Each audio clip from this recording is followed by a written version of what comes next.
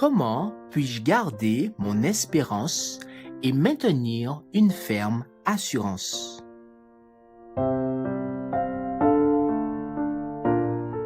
Le Seigneur est mon partage, dit mon âme.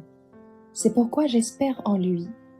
Le Seigneur est bon pour ceux qui l'attendent, pour l'âme qui le cherche.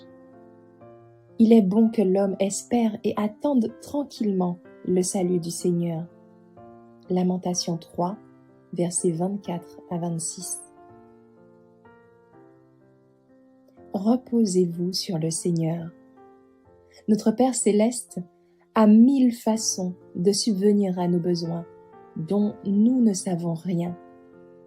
Ceux qui acceptent le principe unique de rendre le service de Dieu suprême trouveront que les perplexités s'évanouissent et qu'un chemin plat s'ouvre devant leurs pieds. Une vie de confiance tranquille. La vie en Christ est une vie de repos. Il n'y a peut-être pas d'extase, de sentiment, mais il doit y avoir une confiance paisible et permanente. Votre espoir n'est pas en vous-même, il est en Christ. Votre faiblesse est unie à sa force. Votre ignorance à sa sagesse. Votre fragilité à sa puissance durable. Vous ne devez donc pas vous tourner vers vous-même. Ne pas laisser votre esprit s'appesantir sur vous-même, mais regardez vers le Christ. Laissez votre esprit s'arrêter sur son amour, sur la beauté, la perfection de son caractère.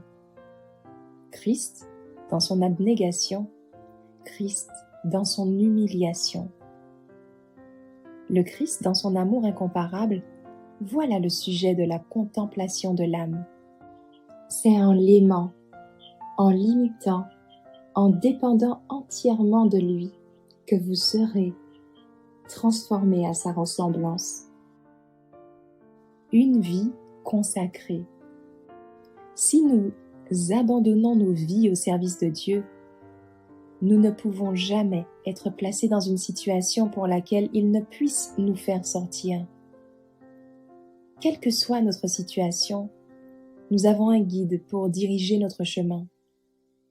Quelles que soient nos perplexités, nous avons un conseiller sûr.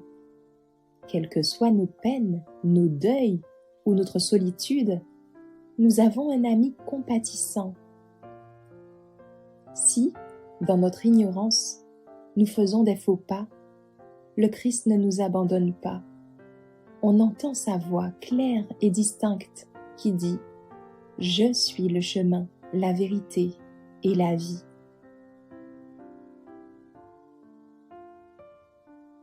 Christ, notre exemple. Les soucis sont aveugles et ne peuvent discerner l'avenir. Mais Jésus voit la fin dès le commencement. Dans le cœur du Christ, où régnait une harmonie parfaite avec Dieu, régnait une paix parfaite. Il n'a jamais été exalté par les applaudissements, ni abattu par la censure ou la déception. Au milieu de la plus grande opposition et des traitements les plus cruels, il gardait un bon courage. Mais beaucoup de ceux qui professent être ses disciples ont le cœur inquiet et troublé parce qu'ils ont peur de se confier à Dieu. Dieu aidera ceux qui lui font confiance. Dieu fera de grandes choses pour ceux qui se confient en lui. La raison pour laquelle son peuple professant n'a pas plus de force est qu'il se fie tellement à sa propre sagesse et ne donne pas au Seigneur l'occasion de révéler sa puissance en sa faveur. Il aidera ses enfants, croyants, dans toutes les situations d'urgence, s'ils placent toute leur confiance en lui et lui obéissent fidèlement. Prions ensemble. Père éternel, Nous avons maintenant conscience que l'espoir, la confiance, la foi inébranlable en toi et une vie complètement abandonnée à ta volonté nous donneront l'assurance que nous sommes jamais seuls. Dans toutes les circonstances de la vie, nous pouvons te faire confiance au Père. Et si nous le faisons, tu soulageras nos fardeaux, tu guériras nos blessures, tu consoleras nos peines et tu nous entoureras de ton amour. Nous sommes à l'abri, à l'ombre de tes ailes.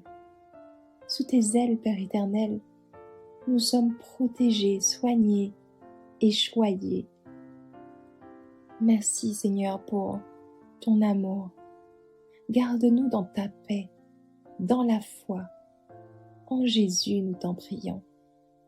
Amen.